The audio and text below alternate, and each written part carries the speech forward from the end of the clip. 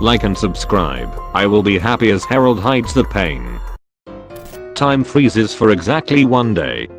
You are the only person unaffected and can freely wander around and do whatever you like. What do you do in those 24 hours? I'll be real with you here and not give you some corny answer, but I would personally and gladly rob a whole lot of banks. Same, and if I did hit up all the banks within a specified radius, I'd probably hit the registers of large franchised businesses too. Honestly, you'd probably be better off skipping the banks entirely. Most banks don't hold very much cash anymore, and most of the time they know the serial numbers on the money they have. So unless you know how to launder money, you get caught if you ever tried to spend that money. On top of that, even without factoring in other people, it would take a significant amount of time and effort to break into a bank vault.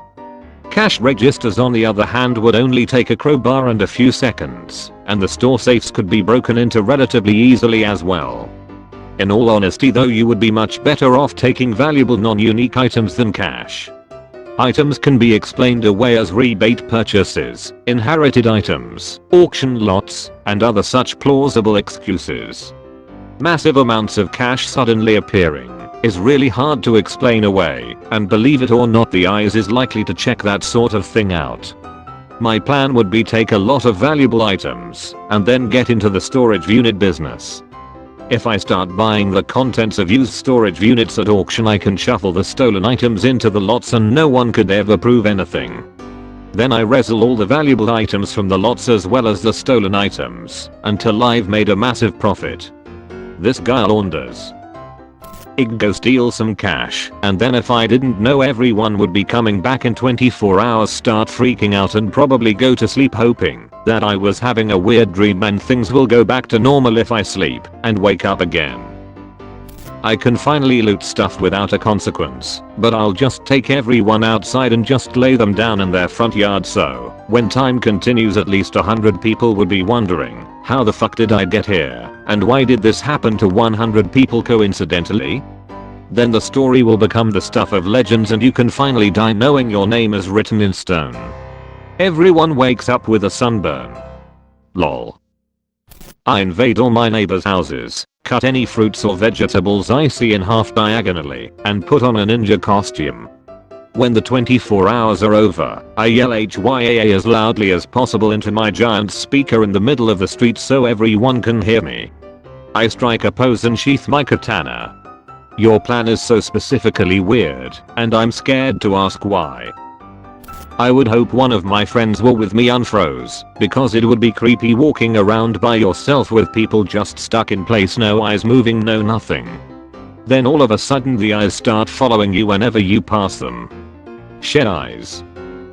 But if time freezes, how is 24 hours going to pass? Time is frozen, but since time is a human measurement, based on our position in the universe, there's technically no time at all. It's just a seemingly random point in the universe's history at which time stops flowing and the fourth dimension freezes.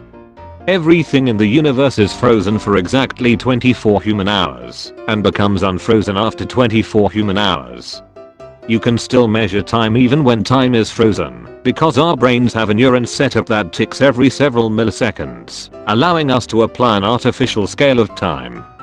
Technically, time does not exist, and neither does weight, height, length, size, volume, parts per million, kilometers per hour, hot dog stands per football field, that backquote an American measurement, right, density, ionic charge per cubic centimeter, pulses per node, etc, etc.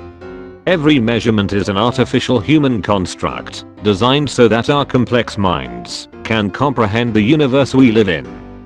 Sir/Mom, you just described my thoughts while I'm trying to sleep, and only when I'm trying to sleep and nowhere else. Did you have that argument lined up waiting for me to ask my dumb question? Actually, we measure things with donuts per bald eagle in a mile. Thanks for asking. I break into Tiffany's at midnight. Do I go for the vault? No, I go for the chandelier. It's priceless. As I'm taking it down, a woman catches me. She tells me to stop. It's her father's business. She's Tiffany. I say no. We make love all night. In the morning, the cops come, and I escape in one of their uniforms. I tell her to meet me in Mexico, but I go to Canada. I don't trust her. Besides, I like the cold. 30 years later, I get a postcard. I have a son and he's the chief of police. This is where the story gets interesting. I tell Tiffany to meet me in Paris by the Trocadero. She's been waiting for me all these years. She's never taken another lover. I don't care. I don't show up. I go to Berlin. That's where I stash the chandelier. Hey, I mean, at least it's not identity theft. Millions of families suffer from it every year. Smudge as many glasses as I can. Maybe put some boxes on people's heads. I wear glasses, and I can say that you have just forfeited your life privileges. Smudges are the most frustrating thing in the world, especially when you don't have a cloth nearby. I'm a man behind glass myself. I spoke from experience. I do indeed know the pain of the smallest of smears obstructing my eye holes. Depends on how things are frozen. Automatic doors I assume don't work, and the same go to computers, but how about normal and locked doors? Are they frozen in place, or am I able to move them? If everything, except myself and the clothes I wear, are completely frozen, I'd probably be trapped inside for 24 hours. If I can still apply force to stuff properly, I'd just spend the day reading a book, eating packaged stuff and fruit, once again assuming that I can't cook, since the flames etc would be frozen. Maybe do it all, while wearing mile up gear. Also shopping, leaving behind the correct currency as I exit. It'd probably cause a bit of trouble at the till/stock audits, but all things considered, it'd cause less chaos than most other things in this thread. So basically, anything you touch can be moved. Light still works normally, and light sources still produce light. Automatic doors, by default, wouldn't be automatic, but nothing's stopping you from prying them open, or smashing the glass out. The same goes for normal unlocked doors and windows. If you hit them enough, the glass will break, and you can just push the frozen glass shards out of the way and head through. Yes, flames would be frozen. However, this also means you can bend them and mess with them, since their heat energy isn't transferring. If everything in the universe is suddenly frozen except me, I would be thrown at the rotational speed of the Earth, over 1600 km/h. So, I would die instantly. People would be pretty confused 24 hours later about the human residue that rocketed through the walls of 10 houses. Well, yes, but actually no. If everything in the universe became frozen instantly, that also means that the kinetic energy you experience, based on Earth's gravity, would freeze. Therefore you'd stay where you were. Air molecules would also be frozen, unless you touch them, meaning you'd stay put.